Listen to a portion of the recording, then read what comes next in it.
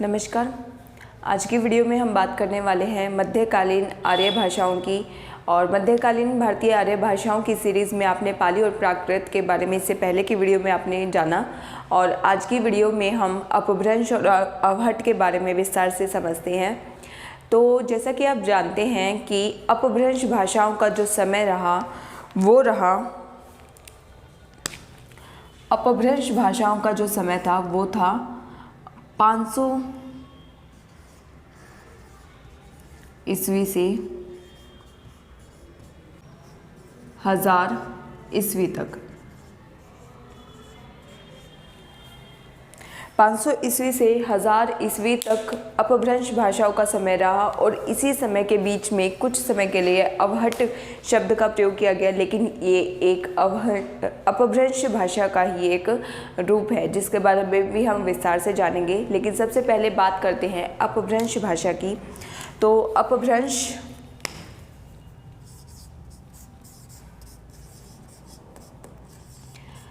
सबसे पहले बात करते हैं ये है क्या।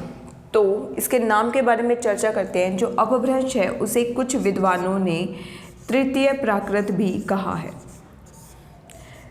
जैसा कि आप जानते हैं कि पूरे मध्यकालीन भारतीय आर्य भाषाओं को प्राकृत काल का नाम भी दिया गया। उसी तरह से जो प्रथम प्राकृत रहा आपका पाली भाषा, और द्वितीय प्राकृत और तृतीय प्राकृत नाम दिया गया है अपभ्रंश भाषा को। अपभ्रंश भाषा क्योंकि मध्यकालीन भारतीय आर्य भाषाओं के तुरंत बाद आधुनिक भारतीय आर्य भाषाओं का उद्गम हो गया, उनकी शुरुआत हो गई। तो ये जो अपभ्रंश भाषा है ये इन दोनों के बीच की कड़ी का काम करता है। तो इसे मध्यकालीन आर्य भाषाओं और आधुनिक आर्य भाषाओं के बीच की कड़ी भी कहा जाता है, और ये एग्ज़ाम में पूछा भी जाता है। ठीक है। और इसको जो तीसरा नाम दिया है, कुछ विद्वानों ने इसे संधिकालीन भाषा का नाम भी दिया है।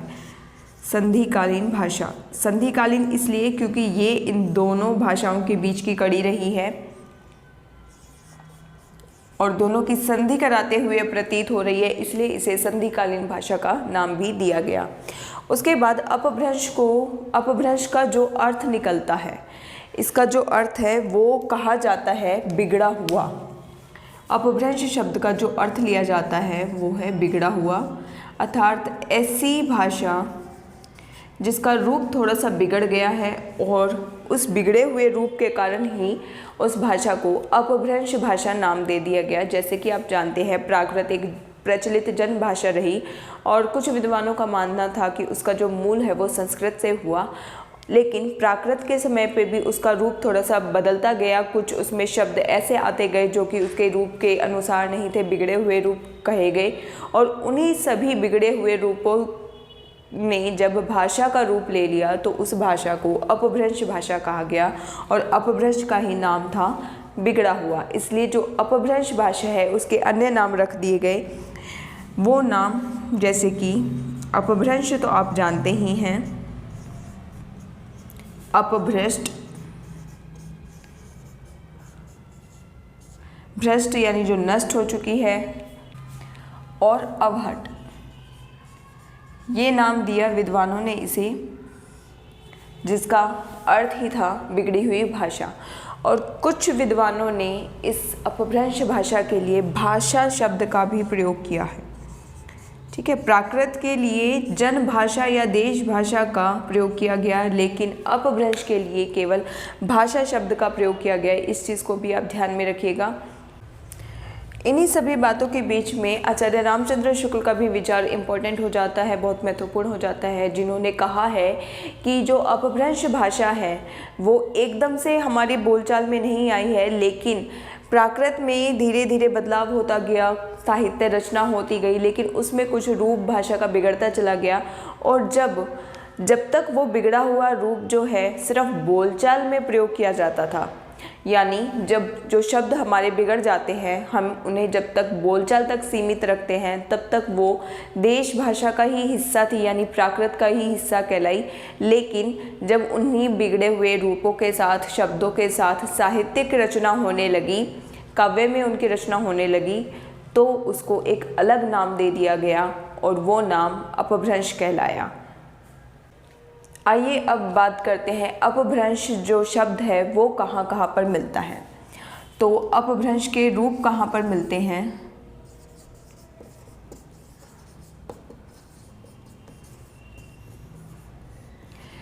इसके अनुसार सबसे पहला जो आपका क्वेश्चन बनता है वो बनता है कि अपभ्रंश भाषा का प्रामाणिक रूप किस चीज़ में देखने को मिलता है। प्रामाणिक शब्द यहाँ पर महत्वपूर्ण है। और ये मिलता है पतंजलि के लिखे हुए महाभाष्य में। पतंजलि के ग्रंथ महाभाष्य में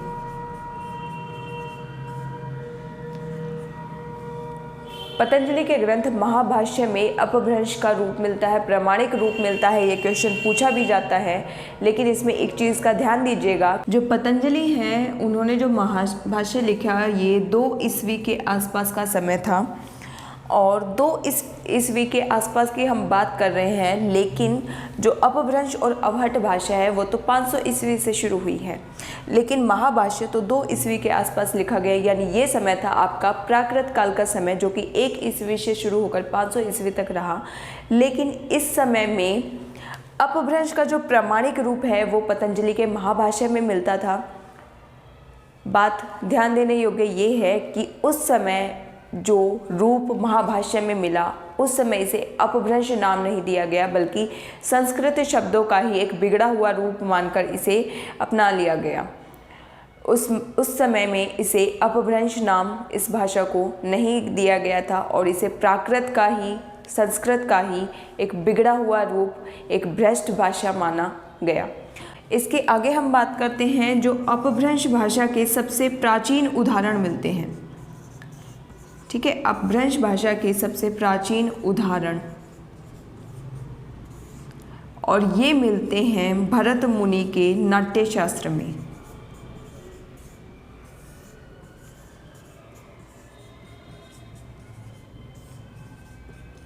ये क्वेश्चन भी आपका इम्पोर्टेंट है, क्योंकि इसमें 2 क्वेश्चन आपके बनते हैं। पहला क्वेश्चन कि नाट्यशास्त्र किसकी रचना है, तो भरत मुनि की रचना है, और दूसरा क्वेश्चन बनता है कि भरत मुनि के नाट्यशास्त्र में ही सबसे प्राचीन उदाहरण अपभ्रंश भाषा के मिलते हैं। अगली जो महत्वपूर्ण बात आती है वो है अपभ्रंश शब्द का सबसे पहला प्रयोग। तो अपभ्रंश शब्द का ये शब्द किसकी रचना में सबसे पहले मिला, तो इसमें 2 विद्वानों की राय है, एक तो भोलानाथ तिवारी जी और दूसरे उदय नारायण जी। इन दोनों का ही मानना है कि जो चंड है, विद्वान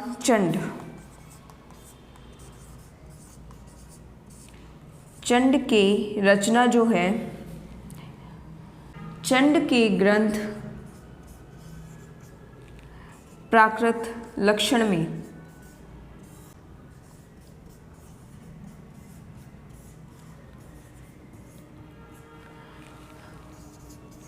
अपभ्रंश शब्द का प्रथम प्रयोग हुआ।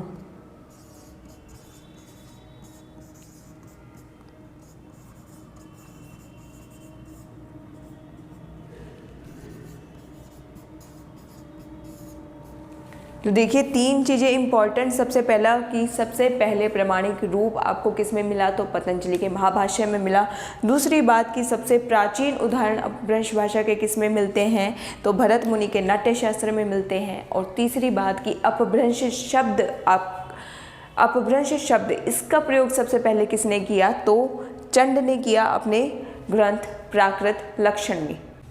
अब एक और बात इम्पॉर्टेंट हो जाती है कि अपभ्रंश शब्द का पहला प्रयोग तो यहाँ पर मिल गया, लेकिन अपभ्रंश शब्द सबसे पहले कहाँ मिला, अपभ्रंश शब्द जो है वो लिखा हुआ कहाँ पर मिला, तो इसमें एक महत्वपूर्ण विचार आ जाता है रामचंद्र शुक्ल जी का।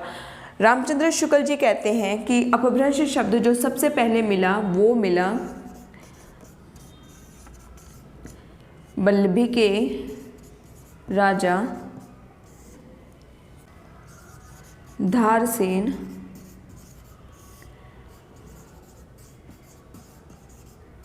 द्वितीय के शिलालेख में।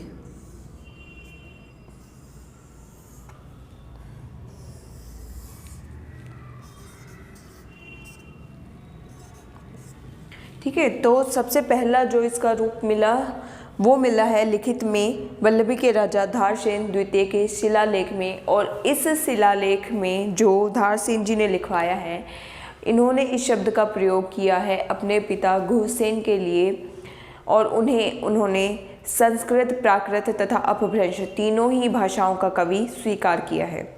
और ये इम्पॉर्टेंट है, बहुत इम्पॉर्टेंट है। ये पूछा भी जाता है कि सबसे पहला जो लिखित में मिला इसका रूप वो कहाँ मिला, तो वल्लभी के राजा धारसेन द्वितीय के शिलालेख में मिलता है। और तीसरा जो मतलब एक क्वेश्चन इसमें ये भी बनता है कि संस्कृत, प्राकृत और अपभ्रंश तीनों का कवि राजा धारसेन ने किसको माना है, तो अपने पिता घुसेन को माना है।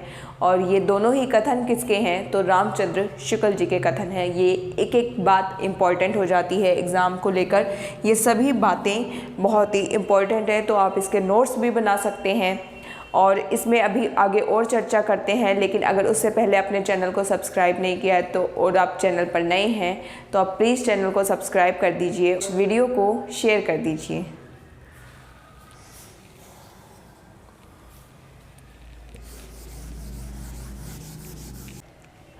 और अब बात करते हैं कि अपभ्रंश भाषा को किसने क्या नाम दिया है। तो अपभ्रंश भाषा को एक नाम दिया गया न भाषा, ठीक है, इसे नाम दिया गया न भाषा। और ये नाम किसने दिया, तो ये नाम दिया है किशोरी दास वाजपेयी ने।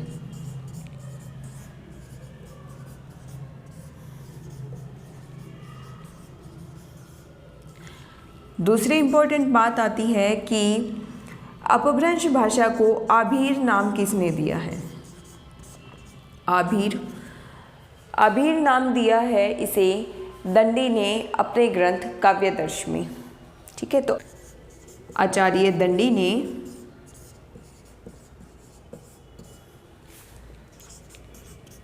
काव्यदर्श में, जो कि इनका लिखा हुआ ग्रंथ है, इसमें इन्होंने अपभ्रंश भाषा को आभीर कहकर संबोधित किया।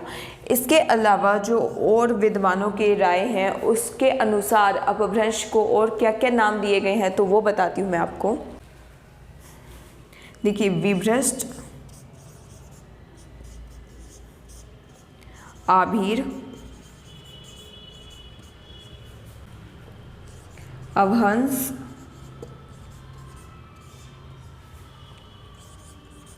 अवहट, पटमंजरी, अवहत, ओहट,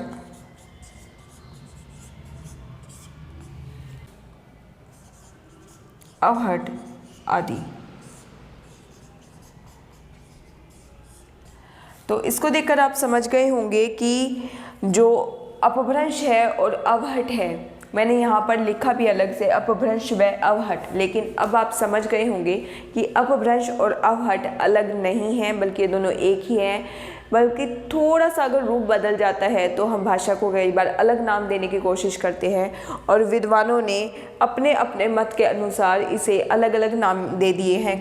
किसी ने न भाषा कहा है, किसी ने आभीर, किसी ने विभ्रष्ट, अवहंस, अवहट, पटमंजरी, यानी अपने मत के अनुसार उन्होंने उसे एक अलग नाम दे दिया गया है। लेकिन जो मुख्य बात है वो यही है कि जो अपभ्रंश भाषा है वो प्राकृत भाषा का बिगड़ा हुआ रूप है, और ये जो भाषा है अपभ्रंश, ये मध्यकालीन आर्य भाषा और आधुनिक कालीन आर्य भाषा, इन दोनों के बीच की कड़ी रही है और दोनों को जोड़ने का काम भी करती है, इसलिए इसे संधिकालीन भाषा भी कहा गया।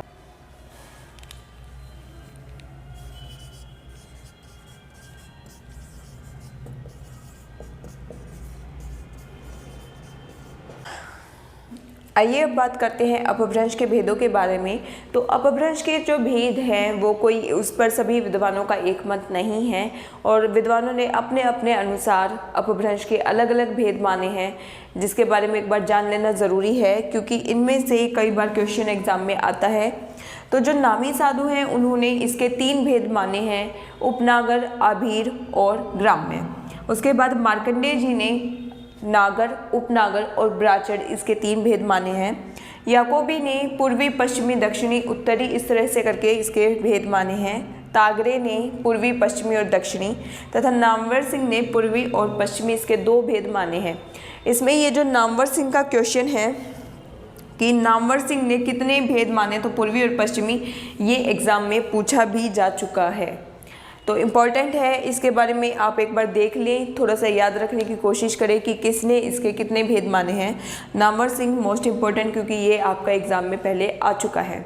और इसके अलावा, इन भेदों के अलावा जो डॉक्टर सुनीति कुमार चटर्जी हैं, उनका ये मानना रहा है जिस तरह से प्राकृत के अपने भेद थे, महाराष्ट्री, शोरसेनी, मागधी, अर्धमागधी आप जानते हैं, उसी तरह से 6ठी से 11वीं शताब्दी यानी 500 ईसा पूर्व से 1000 ईसा पूर्व तक का जो समय रहा है, उसमें प्राकृत के उन्हीं भेदों को बाद में बदलकर उनका अपभ्रंश रूप हो गया होगा।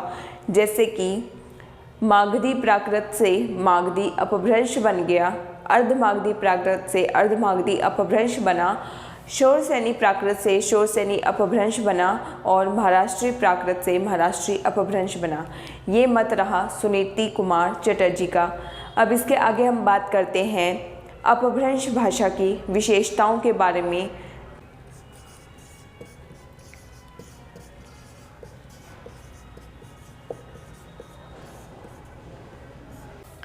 तो आइए बात करते हैं हम अपभ्रंश भाषा की विशेषताओं के बारे में, यानी इसमें क्या अलग था। तो इसमें जो पहली बात थी, इसके अंदर 10 स्वर थे। इस भाषा में 10 स्वर और 30 व्यंजनों का प्रयोग होता था। ठीक है, 10 स्वर और 30 व्यंजनों का प्रयोग। दूसरा जो इसकी विशेषता है, ये एक उकार बहुला भाषा रही। उकार यानी अंत में जब जो हमारी ध्वनि होती है, वो ऊ की ध्वनि ज़्यादातर इसमें आती थी। अगली जो बात है, अपभ्रंश वियोगात्मक भाषा रही। वियोगात्मक भाषा, और इसमें विभक्तियों के स्थान पर स्वतंत्र प्रसर्गों का प्रयोग होने लगा। और इसमें 2 वचन सिर्फ 2 होते थे इसमें, एक वचन और बहुवचन।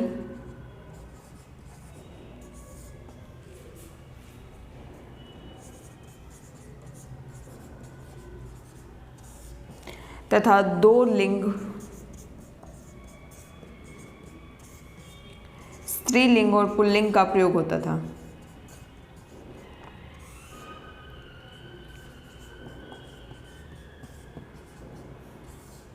तो ये रही आपकी अपभ्रंश भाषा की विशेषताएं। इसके आगे एक बार थोड़ा सा अवहट के बारे में बात कर लेते हैं। जैसा कि इस पूरी वीडियो में मैंने आपको बताया कि अवहट अपभ्रंश से अलग नहीं है, बल्कि उसी का एक नाम है।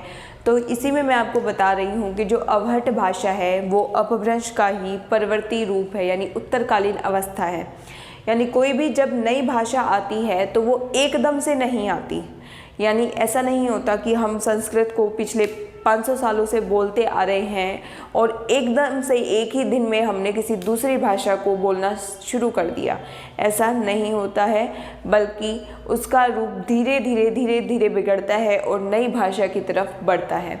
तो वैसा ही हुआ, संस्कृत से जो प्राकृत तक आई, संस्कृत से पाली आई, फिर प्राकृत आई, उसका रूप बदलकर उसका रूप बदला तो अपभ्रंश आई।